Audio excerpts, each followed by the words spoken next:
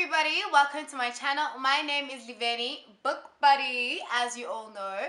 So today is the official start of my series where I am featuring books by one of my favorite authors, Chimamanda Adichie.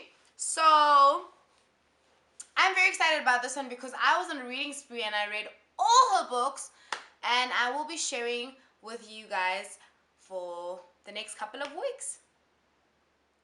So I know that you guys might be aware about this author. She's an African Nigerian author, and most of her books are dealing with issues of culture, and they mostly take place within Nigeria and America. So they're quite an interesting sort of contemporary form of literature. I didn't know I couldn't understand the fuss about her work until I started actually reading her work, and I was like, oh wow, I can actually relate to some of the things that she speaks about in her work. And so this episode, I just kind of want to talk about this really wonderful book that she wrote. It's We Should All Be Feminists. Okay, we should all be feminists. So this was quite I mean, before I touched this book, I saw this book with my own two eyes. I had imagined that it was going to be a bigger book. I thought it was going to be a novel. I just had all these expectations about what this book would be. And then when it arrived, it was just like this little booklet situation. And I was like, what's going on? I'm not quite sure. But when I read it, at the end, I was kind of like, oh wow, it kind of makes sense why it's such a small sort of like booklet, because a lot of the times I think we have this idea of what feminism is. It's like this difficult to understand thing, this very far from us kind of thing. And I think she did a very important thing by just, it's simple. Simple. Feminism is simple, and we could all actually be feminists. So we're going to get into what I think about the book in a little bit. So two disappointing things or like critiques about the book that I have about the book is, one, I don't think it did a great job in terms of bringing nuances or like a different, unique perspective.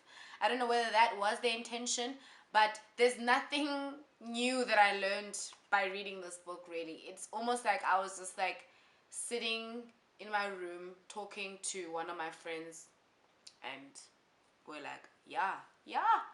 It kind of felt like that, and I was just expecting a little bit more. And then two, the second thing is that now that I've read all her books, and in fact I read this one towards the end of my reading spree, it's very similar to Dear Ediwele, and I don't know whether it's because it's this, I don't know, but I was just like, wow, I feel like this is low-key sort of like saying the same thing that she was saying in the other book. But yeah, those are pretty much my only two critiques.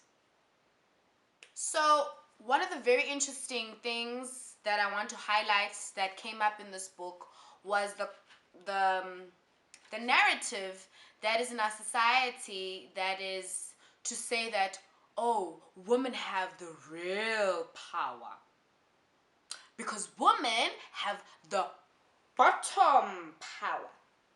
Like, you know how people say pussy power, all that nonsense? Come on! That's not real power.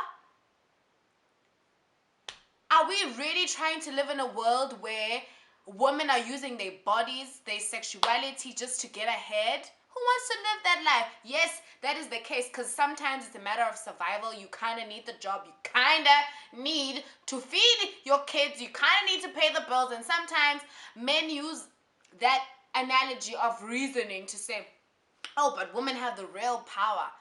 That's not real power. That's not real power. And come on, if people are still thinking like that in 2019 going forward, what kind of world are we living in?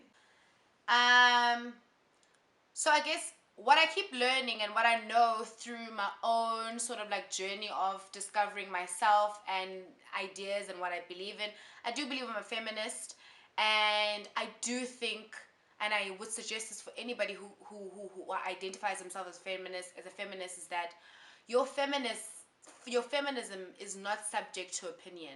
So I know a lot of people um, would say, oh, but that's not such a feminist thing to do.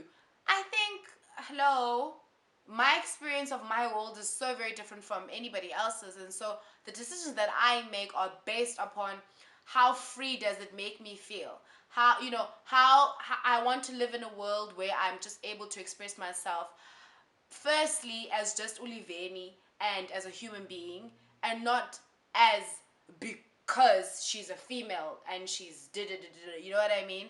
So do your thing. And so naturally the big QOTD for today, which is the question of the day, is should we all be feminists? Hope to see you guys next time. Bye.